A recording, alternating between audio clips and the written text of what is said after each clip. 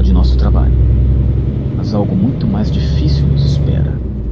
Descobrir o autor de tanto sofrimento e aniquilá-lo. Tem indícios que podemos seguir, mas se trata de uma aventura cheia de perigos e dor.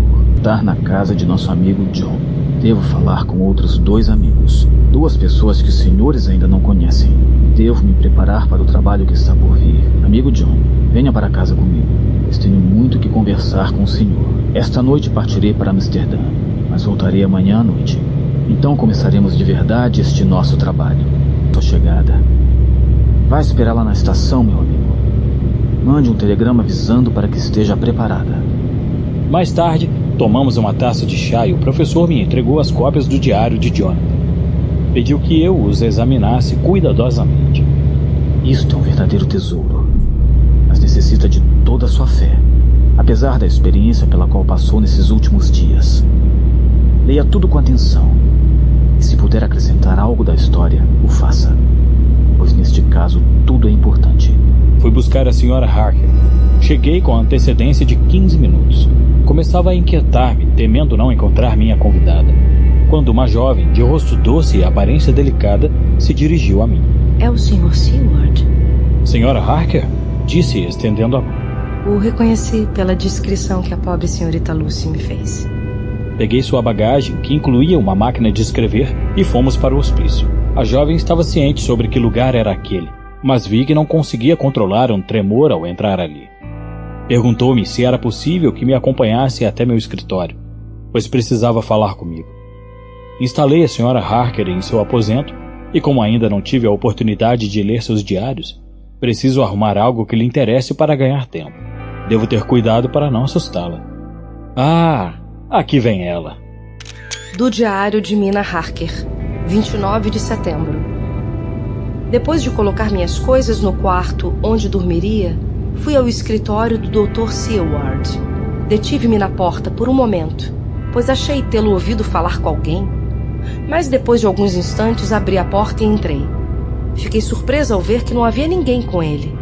Estava sozinho e se encontrava diante de um fonógrafo, de onde deve ter saído a voz que ouvi antes. Nunca tinha visto um e fiquei bastante interessada. Espero não ter feito o senhor esperar muito, falei. Mas fiquei um tempo parada atrás da porta, pois pensei ter ouvido alguém com o senhor. Oh! Sorriu. Só estava registrando em meu diário os últimos acontecimentos. Seu diário? Perguntei surpresa. Sim, o registro neste aparelho. Ele colocou a mão no aparelho enquanto falava. Mente? Replicou com amabilidade e se levantou para preparar o artefato. Então parou e apareceu em seu rosto uma expressão confusa. O caso é... Começou em um tom estranho. É que se refere a meus casos e seria muito desagradável. Quero dizer... Ficou em silêncio e tentei ajudá-lo a sair de sua confusão.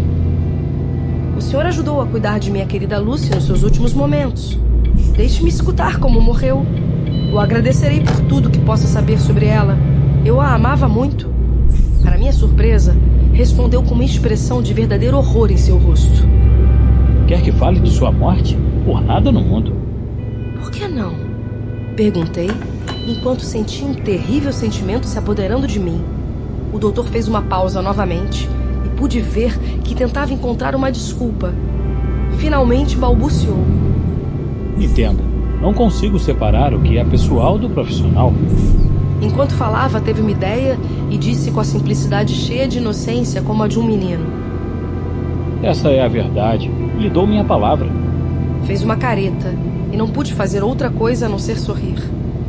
Desta vez me traí ao misturar sentimentos. Mas a senhora sabe que ainda depois de vários meses mantendo este diário, nunca me preocupei em como encontrar alguma parte que pudesse me interessar mais tarde?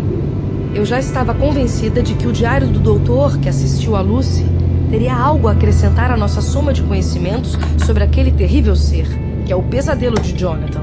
Então disse: Dr. Seward, seria melhor, portanto, que me deixasse fazer uma cópia em minha máquina de escrever. O doutor ficou pálido enquanto dizia: Não, não, não. Por nada neste mundo deixarei que a senhora conheça essa terrível história. Minha intuição não me enganara. De repente, meus olhos pousaram sobre um monte de papéis datilografados em cima de sua mesa. seu olhar involuntariamente seguiu a direção do meu. Ao ver os papéis, compreendeu em que eu estava pensando. O senhor não me conhece. Quando ler nossos diários, me compreenderá um pouco melhor. Com certeza agora não posso esperar que já confie em mim. Ele é realmente um homem nobre, como Lúcio o havia descrito. Levantou-se e abriu uma caixa onde estavam guardados os cilindros metálicos que continham seu diário. A senhora tem razão, disse ele. Não confiava na senhora porque não a conhecia, mas agora a conheço. E devo dizer que já a conheço há muito tempo, porque como Lucy lhe falou de mim, também me falou da senhora. Tome os cilindros. Escute-os. Os 6 primeiros são pessoais e não irão custar mal-estar algum. Assim, poderá me conhecer melhor. Quando terminar o jantar, já estará pronto. Devo ler estes documentos e assim estarei em condições para compreender melhor certas coisas. Ele mesmo levou o fonógrafo até a sala para que eu pudesse ouvi-lo. Do diário do Dr. Seward, 29 de setembro. Estava tão absorto da leitura dos diários dos Harker que o tempo passou e não percebi. A senhora Harker não havia descido ainda quando a criada avisou que o jantar estava servido. É provável que esteja cansada. Será melhor que adiemos o jantar em uma hora, eu disse e voltei a aprofundar-me em minha leitura. Acabara de ler o diário da senhora Harker quando ela entrou no escritório. Estava bonita e doce, mas um pouco triste. Temo que tenha ficado desolada com o conteúdo de meu diário. Não estou desolada, mas me emocionei mais do que poderia dizer. É uma máquina maravilhosa, mas cruelmente verdadeira.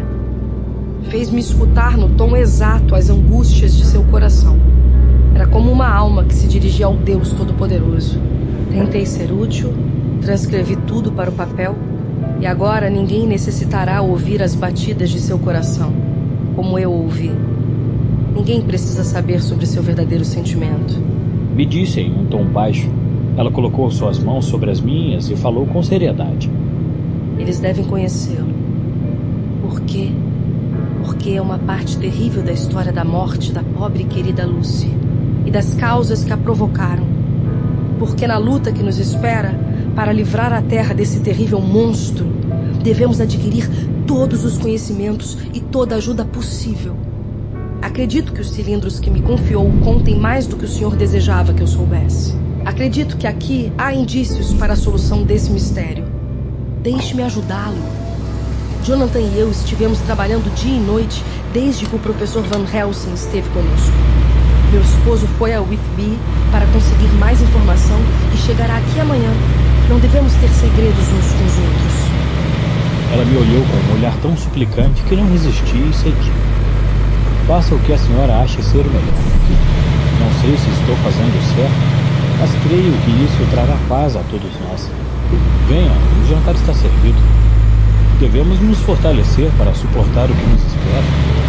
Depois do jantar estarei pronto para responder todas as suas perguntas.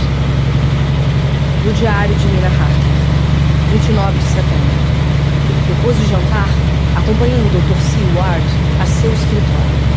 Ele levou de volta o fonógrafo e eu levei minha máquina de escrever. Sentei-me confortavelmente e ele colocou o aparelho de maneira que eu pudesse manuseá-lo sem me levantar.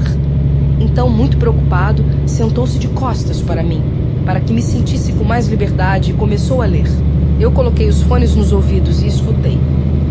Quando conheci a terrível história da morte de Lucy e tudo o que se seguiu, fiquei paralisada, sem forças. Por sorte, não sou dada a desmaios. Quando o Sr. Seward me viu, levantou de um salto com uma expressão de horror. Deu-me uma taça de brandy, que em poucos minutos me devolveu as forças. Meu cérebro era um verdadeiro caos. Era tudo tão selvagem, misterioso e estranho, que se não conhecesse a experiência de Jonathan na Transilvânia, não poderia acreditar no que ouvia. Deixe-me que transcreva tudo, disse ao Sr. Seward. Devemos estar preparados para quando regressar o Dr. Van Helsing. Enviei um telegrama a Jonathan para que venha assim que chegue de Whitby. Neste caso, as datas são importantes. Penso que devemos dispor o material em ordem cronológica. O doutor assentiu, usei papel carbono e fiz 3 cópias do diário. Já era tarde quando concluí meu trabalho. O doutor foi fazer a sua ronda diária, mas ao terminar, sentou-se ao meu lado lendo enquanto eu trabalhava, para que não me sentisse muito sozinha. Antes de me despedir dele, lembrei o que Jonathan havia escrito em seu diário sobre a perturbação do professor quando leu algo em um jornal na estação de Exeter. Portanto, ao ver que o Dr. Seward guardava seus jornais em ordem cronológica, peguei os exemplares de The Westminster Gazette e The Pall Mall Gazette. Com a permissão do doutor, os levei para meu quarto. Tenho o objetivo de examiná-los para tentar encontrar algum indício. Não tenho sono e o trabalho servirá para me tranquilizar. Do diário do Dr. Seward, 30 de setembro. O Sr. Harker chegou às 9 em ponto. Tem uma inteligência fora do comum e está cheio de energia. Parece ser um homem enérgico e valente. Sua ida à tumba pela segunda vez foi algo muito corajoso. Depois de ler seu diário, estava preparado para me encontrar com um belo espécime da raça humana, mas não com um cavaleiro tranquilo e sério que chegou aqui hoje. Mais tarde, depois do almoço, Harker e sua esposa foram para o seu quarto. Ouvi o barulho da máquina de escrever. Trabalharam muito. A senhora Harker me disse que estavam colocando em ordem todas as provas que possuíam. Harker estava lendo meu diário que sua esposa datilografou. Pergunto-me a que conclusões irão chegar. Aqui está. É estranho que não tivesse me passado pela cabeça que a casa vizinha pudesse ser o esconderijo do conde. No entanto, Deus sabe que tivemos muitos indícios através do comportamento do pobre Renfield. Todos os documentos datilografados agora nos jogavam alguma luz sobre o mistério. Se soubéssemos antes, poderíamos ter salvo a vida da pobre Lucy. Basta. Esse pensamento pode me levar à loucura. Devo ir ver Renfield. Ele tem sido uma espécie de guia sobre as entradas e saídas do conde. Ainda é difícil, mas quando eu examinar as datas, suponho que verei claramente a relação existente. Que bom que a senhora Harker datilografou meu diário. Nunca iríamos encontrar as datas de outro modo. Encontrei Renfield sentado placidamente em seu quarto, sorrindo como um menino. Neste momento parecia tão pacífico como qualquer outra pessoa que conheço. Sentei-me ao seu lado e falei com ele sobre uma infinidade de assuntos que ele desenvolveu de uma maneira muito natural. Então, por sua própria vontade, me falou sobre voltar para sua casa, um assunto que, pelo que sei, nunca tocou durante sua estadia no hospício. De fato, só tocou no assunto porque estava confiante de que lhe daria alta imediatamente. Acredito que se não tivesse falado com Harker, nem lido os diários e as cartas, eu teria me sentido inclinado a assinar sua saída. Mas do jeito que as coisas estão, suspeito de tudo. Todos esses ataques estavam ligados de certo modo à presença do conde nas proximidades. O que significava então aquela satisfação absoluta? A maneira como ele o chama de amo, tudo parece uma confirmação de nossas suspeitas. De qualquer forma, meu paciente estava muito pacífico para ser posto à prova agora com perguntas. Desconfio desses momentos de calma. Por isso, ao sair, dei ordem ao enfermeiro que o vigie de perto. Do diário de Jonathan Harker, 29 de setembro. No trem para Londres. Quando recebi a amável mensagem do Sr. Billington, no qual me dizia estar disposto a me facilitar o acesso a todos os documentos que estavam em seu poder, pensei ser conveniente ir diretamente ao Whitby e levar a cabo todas as investigações. Meu objetivo era o de seguir aquele estranho carregamento enviado pelo conde até sua casa em Londres. O filho de Billington, um jovem muito agradável, foi me receber na estação e me levou à casa de seu pai. Minha estadia seria curta, mas me trataram com muita hospitalidade. O Sr. Billington já havia preparado todos os documentos relativos às caixas. Tive uma emoção muito forte quando vi em cima da mesa uma das cartas que havia visto com o conde, antes de conhecer seus planos maquiavélicos. Tudo havia sido pensado e planejado, cuidadosamente executado, sistematicamente e com precisão. Parecia ter se preparado para vencer qualquer obstáculo. Vi a fatura e tomei nota do que estava escrito: 50 caixas de terra comum para fins experimentais. Também havia a cópia da carta dirigida a Carter Patterson e sua resposta. Tirei cópia das duas. Essa era toda a informação que o Sr. Billington poderia me dar. Fui ao porto falar com o guarda costeiro e os oficiais da alfândega, também com o comandante do porto. Todos eles tinham algo a ver com a entrada daquele estranho barco, mas não puderam acrescentar nada ao conteúdo da nota. Fui ver o chefe da estação, que me colocou em contato com os homens que receberam as caixas. Só acrescentaram que eram muito pesadas e que seu embarque havia sido um trabalho muito duro. 30 de setembro. O chefe da estação teve a amabilidade de me entregar algumas linhas escritas para seu colega de King's Cross. Assim, quando cheguei lá pela manhã, pude fazer perguntas sobre a chegada das caixas. Todos que entrevistei me disseram a mesma coisa. Caixas de terra comum extremamente pesadas. Dali, fui para os escritórios centrais de Carter Patterson, onde fui recebido com muita cortesia. Examinaram a transação em seus diários e arquivos de correspondência e telefonaram imediatamente ao escritório de King's Cross para ter mais detalhes. Enviaram-nos todos os documentos relacionados à entrega em Carfax. Os funcionários reclamaram de novo do peso das caixas e da grande sede que tiveram logo após o trabalho. Ao oferecer a oportunidade, um deles me disse: "Essa casa, senhor, é a mais abandonada que já vi em toda a minha vida. Caramba, parece que ninguém a tocou em um século. Havia uma capa grossa de pó, mas a velha capela foi o ápice. Meus companheiros e eu pensamos que nunca mais sairíamos dali. Santo Deus, por nada no mundo ficaria ali um só instante após o anoitecer." Como eu já havia estado na casa, não tive dúvidas em acreditar nele. Se ele soubesse o que sei, penso que usaria palavras mais duras. Fiquei satisfeito com uma coisa. Todas as caixas que vieram no Demétrio estavam depositadas na velha capela de Carfax.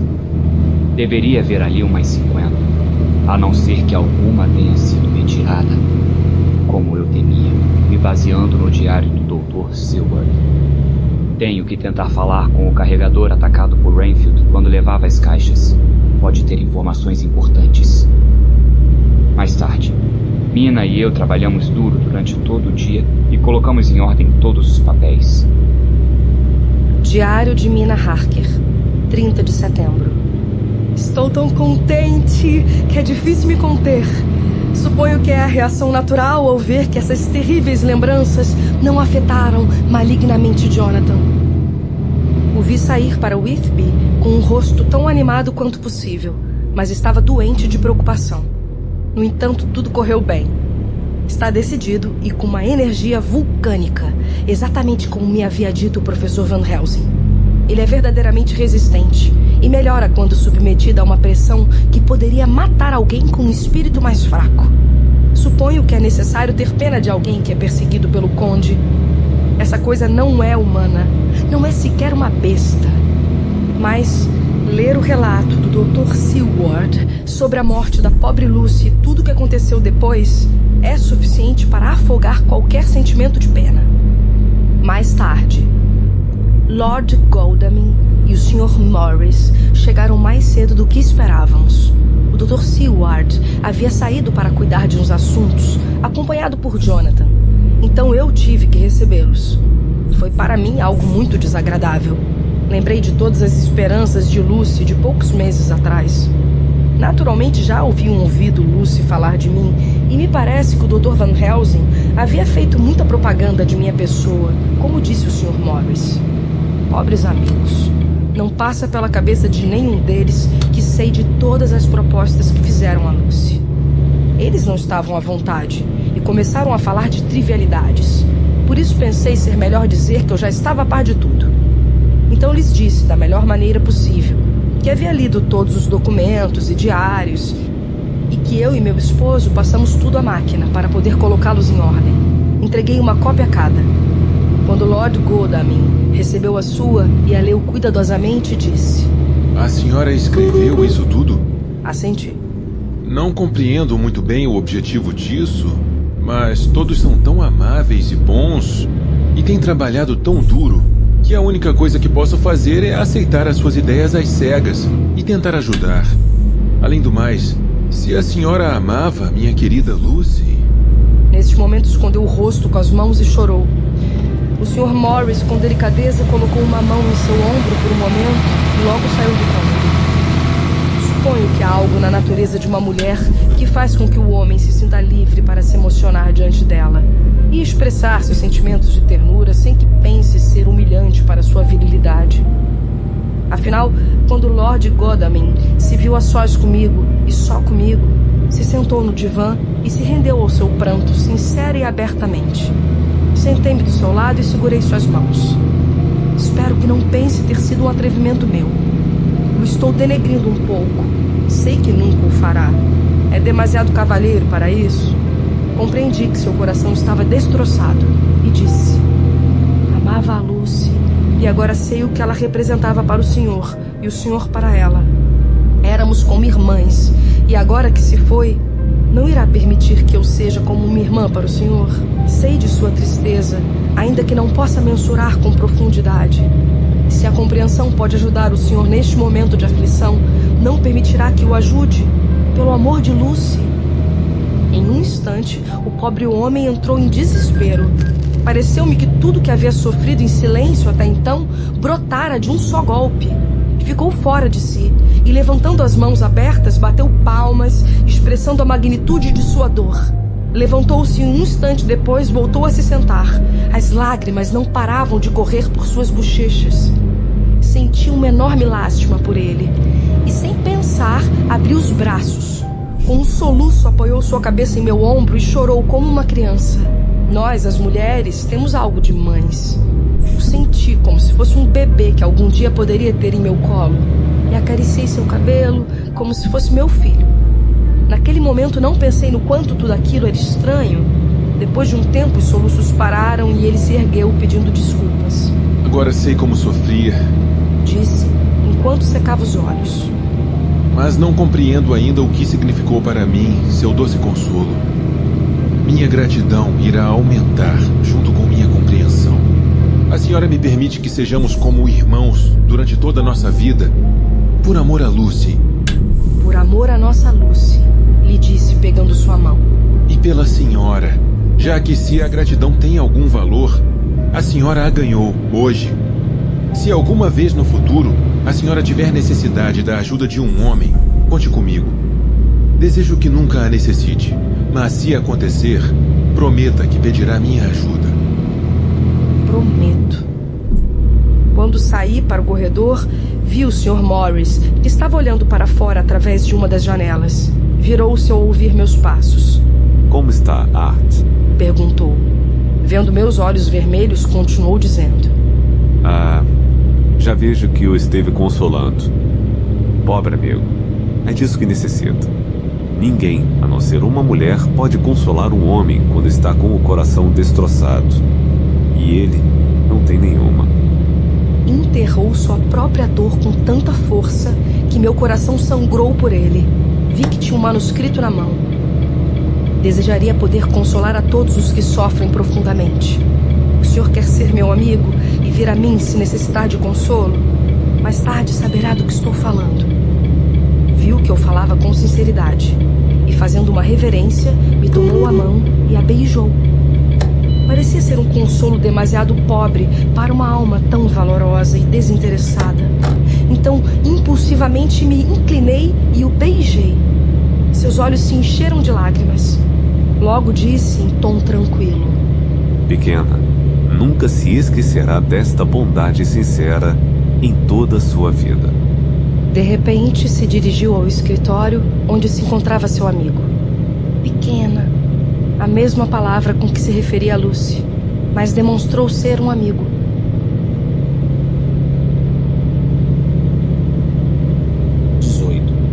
Do Diário do Dr. Silva. 30 de setembro. Cheguei em casa às 5 e descobri que Godalming e Morris não apenas haviam chegado, como também haviam estudado as transcrições dos diversos diários e cartas que Harker e sua maravilhosa esposa haviam preparado. Harker não havia voltado ainda de sua viagem. A senhora Harker nos serviu uma taça de chá e posso dizer com toda a sinceridade que pela primeira vez desde que chegara ali, aquele velho casarão me pareceu um lar. Dr. Seward, posso lhe pedir um favor? Perguntou a senhora Harker. Desejo ver seu paciente, o Sr. Hanfield. Fiquei muito interessada nele pelo que li em seu diário. Estava suplicando de uma maneira tão doce que não pude negar. Quando entrei no quarto, disse ao homem que havia uma dama que gostaria de ver. Por quê? está visitando a casa e deseja conhecer as pessoas que vivem aqui. Respondi. Muito bem. Deixe entrar, seja como for. Mas espere um minuto até que eu ponha o lugar em ordem. Seu método de arrumar o quarto era muito peculiar. Simplesmente comeu todas as moscas e aranhas que estavam nas caixas. Era óbvio que temia qualquer interferência externa. Quando acabou tão desagradável tarefa, disse: Faça a dama entrar! Sentou-se na beira de sua cama com a cabeça inclinada para baixo, mas com as pálpebras levantadas, para poder ver a jovem entrar no quarto. Por um instante, pensei que estava tendo ideias homicidas. Mantive-me em um lugar que a pudesse proteger, caso ele tentasse algo. A senhora Harker entrou no quarto com uma graça natural e podia fazer qualquer maluco respeitá-la imediatamente, já que a desenvoltura e a graça são as qualidades mais respeitadas pelos lunáticos. Dirigiu-se a ele, sorrindo agradavelmente, e lhe estendeu a mão. Boa tarde, Sr. Renfield. Como o senhor pode ver, eu o conheço. O doutor me falou do senhor. O paciente não falou logo. Primeiro, a examinou com a sobrancelha franzida. Sua expressão mudou, seu rosto refletiu assombro, depois a dor. E por fim, com uma enorme surpresa para mim, o ouvi dizer: A senhora não é a mulher com quem o doutor desejava se casar? É? Não pode ser, já que está morta. A senhora Harker sorriu docemente enquanto respondia: Ah, não, já tenho um marido com quem já estou casada mesmo antes de conhecer o doutor. Então o que está fazendo aqui? Meu esposo e eu viemos visitar o doutor. Então não fique. Mas por que não? Pensei que aquela conversa era tão desagradável para a senhora Harker quanto era para mim. Então interrompi. Como o senhor sabe que eu desejava me casar? Respondeu com desdém, enquanto olhava calmamente da senhora Harker para mim e de novo para ela. Que pergunta tão estúpida! Penso que não é assim tão estúpida, Sr. Renfield. Renfield então se dirigiu a ela com tanta cortesia e respeito quanto o desdém demonstrado para mim alguns instantes antes. Certeza de que compreenderá, Sra. Harker, que quando um homem é querido e honrado, como é o caso de nosso anfitrião, tudo que é relativo a ele torna-se interessante em nossa pequena comunidade. O Dr. Seward não é querido tão somente por seus funcionários e amigos, mas também por seus pacientes. Muitos sem desequilíbrio mental distorcem causas e efeitos. Eu mesmo, sendo lunático, não posso deixar de perceber as tendências sofistas que conduzem a erros de non causa e ignoratio elenti. Ali estava o pior de todos os meus pacientes, falando de filosofia com modos de cavalheiro refinado. Perguntei-me se seria a presença da senhora Harker que havia tocado de alguma forma a sua memória. Se aquela nova fase era espontânea ou devido à influência inconsciente da jovem dama. Continuamos falando com ele por um tempo, vendo que aparentemente raciocinava perfeitamente. Ela se aventurou a tentar levá-lo para o nosso assunto favorito. Surpreendi-me novamente em como ele enfocava a questão com imparcialidade. Inclusive se colocou como exemplo ao mencionar certas coisas. Bem, eu mesmo sou o exemplo de um homem com uma estranha crença. Na verdade, não é de se estranhar que meus amigos tivessem se assustado e insistissem em que eu deveria ser controlado. Eu costumava pensar que a vida era uma entidade positiva e perpétua e que ao consumir uma multidão de seres vivos, ainda que estejam embaixo na escala de criação, seria possível prolongar a vida indefinidamente.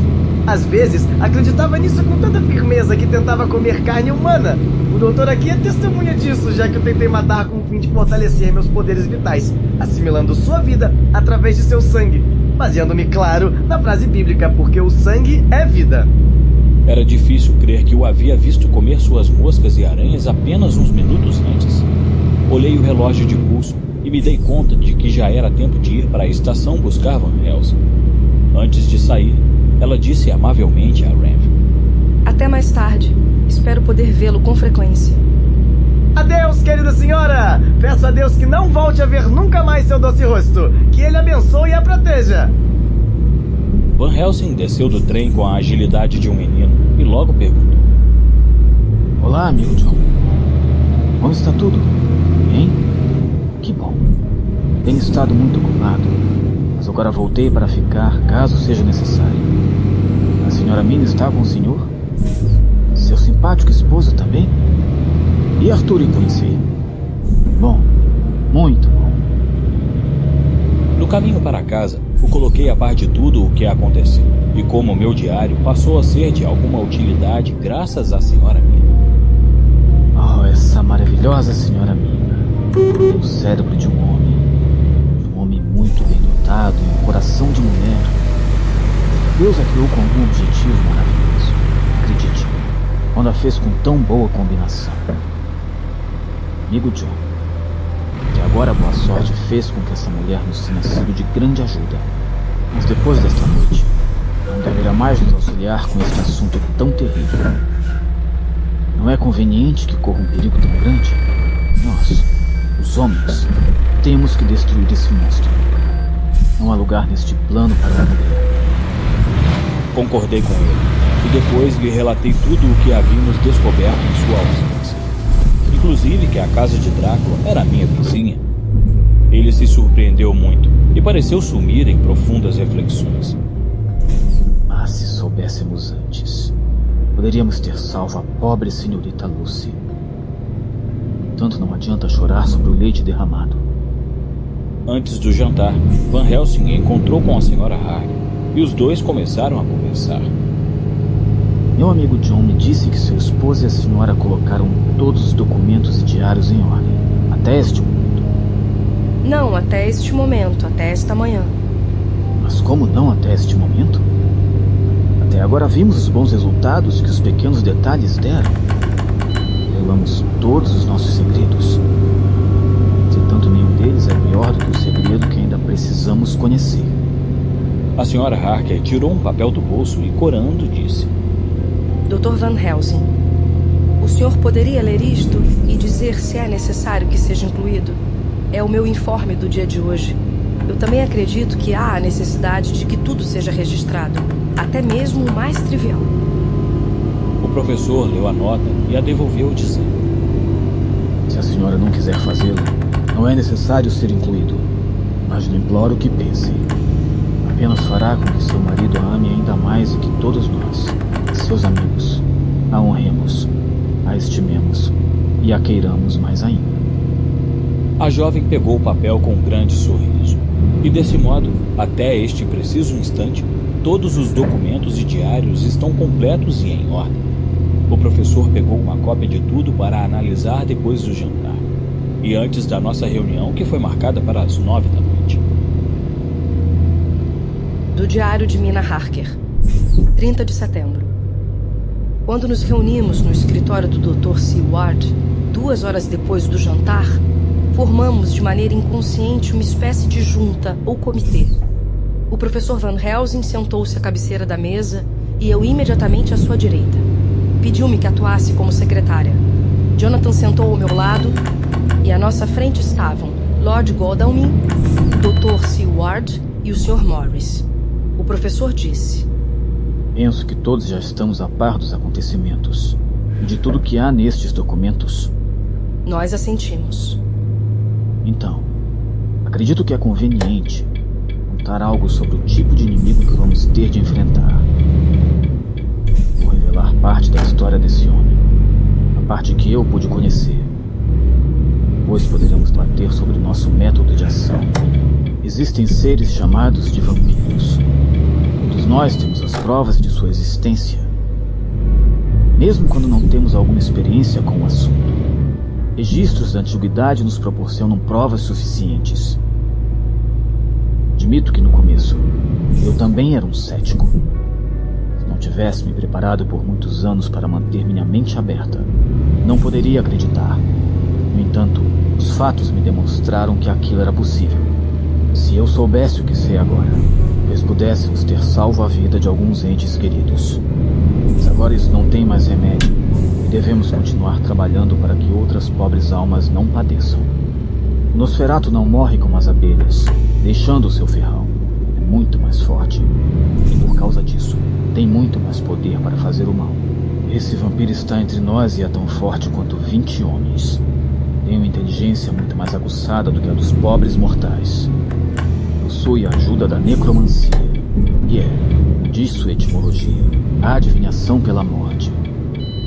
Todos os mortos que falecem por terem seu sangue sugado à exaustão estão sob suas ordens.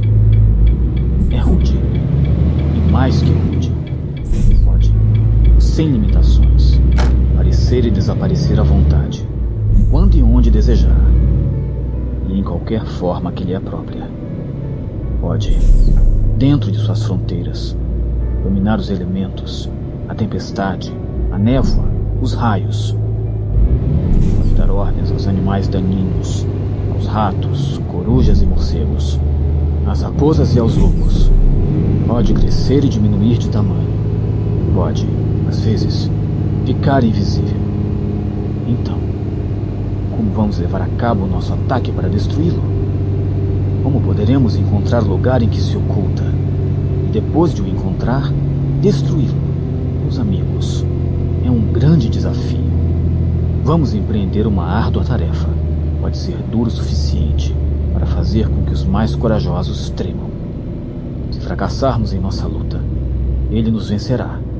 E o que será de nós? A vida não é nada. Não lhe dou importância. Mas fracassar neste caso não significa somente a vida ou a morte. Nos transformaríamos em algo como ele e seríamos criaturas horrendas da noite. Como ele. Seres sem coração nem consciência, que se dedicam à rapina dos corpos e almas de quem mais amam. Para nós, as portas do céu permanecerão fechadas para sempre. Por quê? Quem poderá abri-las? Continuaremos existindo, desprezados por todos, uma mancha diante do resplendor de Deus, uma flecha nas costas de quem morreu por nós. Mas estando frente a frente com o dever, poderemos retroceder?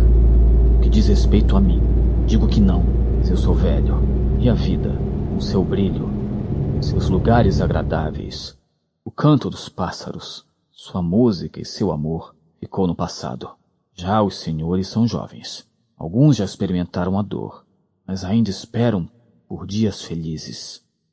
Que dizem? Jonathan pegou minha mão enquanto o professor falava. Temia que a natureza do perigo o tivesse assustado, mas ao sentir seu toque, me transferiu uma energia tão forte, tão segura. A mão de um homem valente pode falar por si. Não necessita ser uma mulher apaixonada para conseguir ouvir sua música. Quando o professor parou de falar, meu esposo me olhou nos olhos. Não precisávamos falar para nos compreender. Respondo por Mina e por mim. Conte comigo, professor. Disse Kinsey Morris laconicamente, como de costume. Conte comigo também. Disse Lord Godalming. Por amor a Lucy. O Sr. Seward se limitou a assentir. O professor se colocou de pé e depositou seu crucifixo de ouro sobre a mesa. Nos demos as mãos e nossa promessa solene estava feita. Voltamos para os nossos lugares correspondentes e o Dr. Van Helsing continuou falando, com uma determinação que nos mostrava claramente que o trabalho havia começado. Bom, já sabem o que teremos que enfrentar, mas nós não somos fracos. Temos o poder de nos unirmos, de sermos parceiros. Um poder que é negado aos vampiros. Temos fontes científicas. Somos livres para pensar e atuar. Tanto as horas do dia, quanto as da noite, nos pertencem. Temos uma verdadeira devoção a uma causa e um objetivo a alcançar. E de egoísta, não tem nada. Isso já é muito. Agora vejamos até onde estão limitados os poderes que vamos enfrentar. E como está limitado este indivíduo. Vamos examinar as fraquezas dos vampiros no geral, e deste em particular. Tudo que temos como pontos de referência são tradições e superstições. A princípio, esses fundamentos não parecem muito importantes quando se coloca em jogo a vida e a morte. Não temos como controlar outros meios. E em segundo lugar, porque depois de tudo, a tradição e as superstições são alguma coisa. Não é verdade que muitos conservam a crença nos vampiros? E nós não? Há um ano, quem de nós aceitaria a possibilidade de algo assim? Bem no meio do século XIX. científico, cético e realista. Deixem que os diga que essas criaturas já são velhas conhecidas dos homens. Na Grécia e Roma antigas, na Alemanha, França, Índia, China, todos os povos os temem ainda em nossos dias. Eles seguiram a esteira dos islandeses, dos malditos hunos, dos eslovacos, dos saxões, e não pode morrer ao passo do tempo. Ao contrário, pode se fortalecer se tiver a oportunidade de se alimentar do sangue de outros seres vivos. Ainda mais, vimos que eles podem inclusive rejuvenescer. Suas faculdades vitais ficam mais poderosas quando têm uma provisão de sangue humano. Mas não podem prosperar sem esse regime. Eles não comem como nós. Nem sequer o amigo Jonathan. E viveu com ele durante várias semanas. O viu comer. Não projeta sombra, nem reflete nos espelhos. Como também observou nosso amigo Jonathan. Tem a força de muitos em suas mãos. Testemunho de Jonathan também. Pode se transformar em lobo. Pode aparecer em meio a uma névoa que ele mesmo produz. Mas a distância que pode chegar essa névoa é limitada ao seu redor. Ela chega nos raios de luz da lua, como pó cósmico. Jonathan viu como as irmãs no castelo do Drácula passavam pela janela. E nós vimos como a senhorita Lucy passou pela fresta da tumba. Pode entrar e sair de qualquer lugar que esteja hermeticamente fechado ou soldado. Pode enxergar no escuro. Poder que não é pequeno em um mundo que está sempre sumindo em meio à escuridão. Mas escutem bem. Pode fazer todas essas coisas, mas não está livre. É mais prisioneiro do que os escravos nos navios, ou os loucos em suas celas. Não pode ir onde quiser. Ainda que não pertença à natureza, deve obedecer algumas leis naturais. Não sabemos por quê. Não pode entrar em qualquer lugar, a menos que alguém da casa lhe faça um convite. Mas depois poderá entrar quando e como quiser. Os poderes terminam, como todas as coisas malignas, ao raiar do dia. São coisas que os nossos registros provaram. Enquanto pode fazer o que quiser dentro de seus limites, seja em sua terra, em seu ataúde ou no inferno. Em qualquer outro lugar profano, só pode se mover no momento oportuno. Dizem que apenas pode passar pelas águas na maré vazante. Além disso, existem coisas que o afetam a ponto de perder seu poder. Os alhos e as coisas sagradas. Existem outras coisas das quais vou falar caso as necessitemos em nossas investigações. O ramo da rosa selvagem, se colocado sobre seu túmulo, o impede de sair dele. Uma bala consagrada disparada ao interior do túmulo mata verdadeiramente. Enquanto atravessá-lo com uma estaca de madeira e cortar sua cabeça, o faz repousar para sempre. Vimos isso com nossos próprios olhos. Então, quando encontrarmos o lugar onde mora este homem do passado, poderemos fazer com que permaneça em seu caixão e destruí-lo, se usarmos todos os nossos conhecimentos. Mas é inteligente. Pedi a meu amigo Arminius, da Universidade de Budapeste, que desse informações para fazer a ficha da criatura. Ele me comunicou tudo o que sabia. Na verdade, trata-se do general Drácula, que obteve sua nobreza lutando sobre o grande rio que fica na fronteira das terras turcas. Já não se tratava de um homem comum. Nesta época e séculos depois disso, falou-se deste homem como o mais inteligente, sábio e valente filho da terra depois dos bosques. Esse poderoso cérebro e essa determinação férrea o acompanharam até a tumba e agora nos enfrentam. Os Drácula eram, conforme disse Arminius, uma família grande e nobre, ainda que de vez em quando surgia uma ramificação que fazia pactos com o maligno. Aprenderam seus segredos na escolomancia, escola de necromancia, e ficava entre as montanhas, sobre o lago Hermannstadt, onde o diabo reclamava o 10º estudante como seu. Os registros, há palavras como vampir, e todos compreendemos perfeitamente. Esta família, surgiram muitos grandes homens e mulheres, e suas tumbas consagraram a terra onde apenas o maligno poderia morar. O maior de seus horrores não é que este ser maligno esteja enraizado em todas as coisas boas, mas sim não poderem repousar em Terra Santa. Enquanto o professor falava, o Sr. Morris olhava fixamente para a janela e, se levantando tranquilamente, saiu do escritório. Houve uma ligeira pausa e o professor continuou. Agora devemos decidir o que fazer. Temos à nossa disposição muitos dados e devemos pensar nos planos necessários para a nossa empreitada. Sabemos que a investigação levada a cabo por Jonathan sobre as 50 caixas de terra nos mostrou que umas quantas foram retiradas. Parece-me que nosso primeiro passo deve ser verificar se o resto das caixas permanece em Carfax, ou se outras estão sendo retiradas. Se este for o caso, devemos segui-las. Neste momento, fomos interrompidos de um modo assombroso.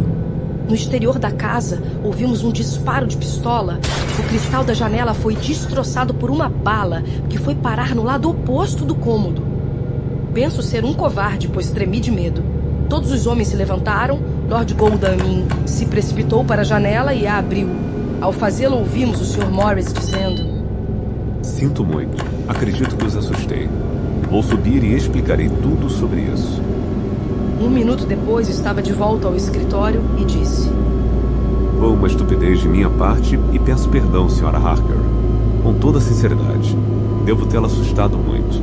Mas o fato é que, enquanto o professor estava falando, um morcego preto pousou no peitoral da janela. Tenho horror a esses animais desde o acontecido com Lucy e saí para atirar nele como vem fazendo todas as noites ao ver um. Antes o senhor costumava rir de mim por isso, Art. Feriu? Não sei, mas penso que não, já que se afastou voando até o bosque. Sem acrescentar mais nada, voltou a ocupar seu lugar e o professor voltou a fazer suas considerações. Devemos encontrar todas e cada uma dessas caixas. E quando estivermos preparados, devemos capturar ou liquidar esse monstro, ou, por assim dizer, devemos esterilizar esta terra para que já não possa buscar refúgio nela. Assim, no fim, poderemos achá-lo em sua forma humana, entre o meio-dia e o sol poente, e atacá-lo quando estiver mais debilitado. Quanto à senhora Mina, esta noite é o fim, até que tudo termine bem. A senhora é demasiado preciosa para correr semelhante risco. Quando nos separarmos esta noite, a senhora não deverá nos fazer mais perguntas. Explicaremos tudo no seu devido tempo. Nós somos homens. Estamos em condições de suportar isso. Mas a senhora deve ser a nossa estrela e esperança. E agiremos com maior liberdade se não estiver em perigo. Todos os homens, inclusive Jonathan, pareceram aliviados. E ainda que fosse uma pílula difícil de tragar para mim, não pude dizer nada. Limitei-me a aceitar aquele cuidado quixotesco. O Sr. Morris resumiu a discussão. Como não há tempo a perder, proponho que olhemos a casa agora mesmo. O tempo é importante e uma ação rápida pode salvar outra vítima. Senti o coração falhando quando vi que chegava o momento de entrar em ação, mas não disse nada, pois tinha medo que, além de me deixarem de fora da ação, me deixassem sem informações. Agora foram a Carfax, o que significa que vão entrar na casa. De uma maneira muito varonil, disseram-me para deitar e dormir. Como se uma mulher pudesse dormir enquanto as pessoas que ama correm perigo. Tenho que me deitar e fingir que durmo, para que Jonathan não sinta mais ansiedade por mim. Do diário do Dr. Silva, 1º de outubro, 4 da manhã. No momento em que estávamos para sair de casa, me chegou uma mensagem de Raymond, suplicando que eu fosse ver imediatamente, pois tinha algo muito importante para comunicar. Disse que o veria pela manhã bem cedo, mas meu assistente falou que ele parecia muito intranquilo. Nunca o havia visto tão ansioso. Se não for, penso que poderá ter um de seus ataques de fúria. Sabia que ele não diria algo assim sem uma causa justificada, então respondi. Muito bem, irei vê-lo agora mesmo. Pedi aos outros que esperassem por uns minutos. E leve com o senhor, amigo John, disse o professor.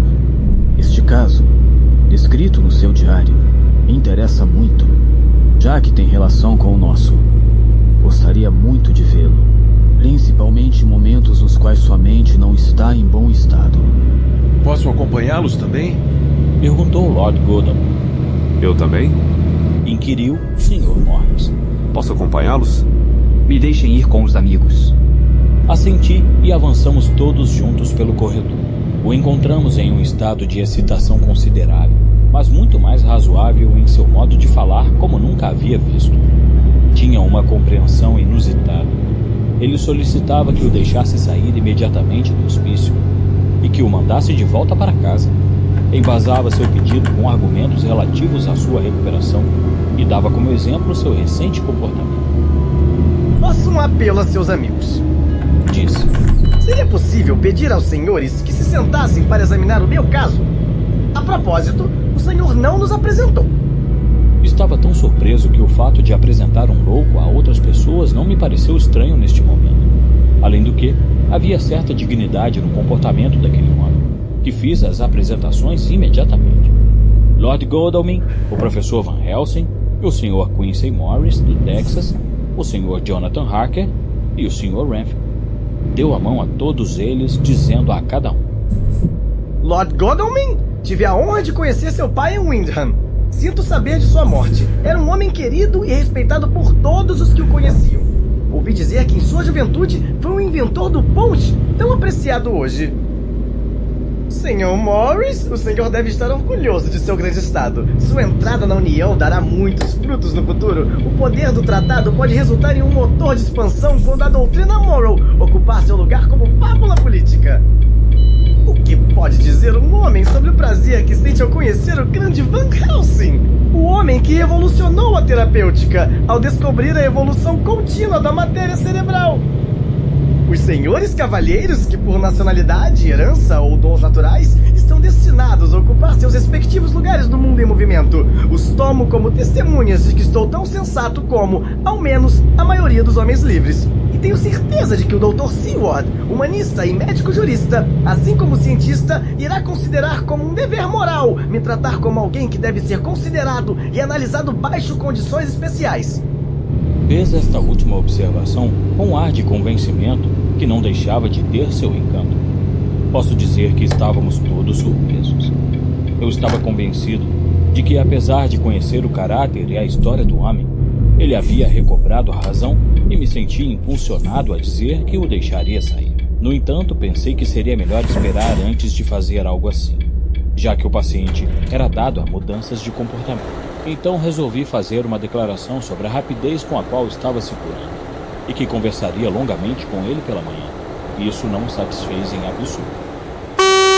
Mas, doutor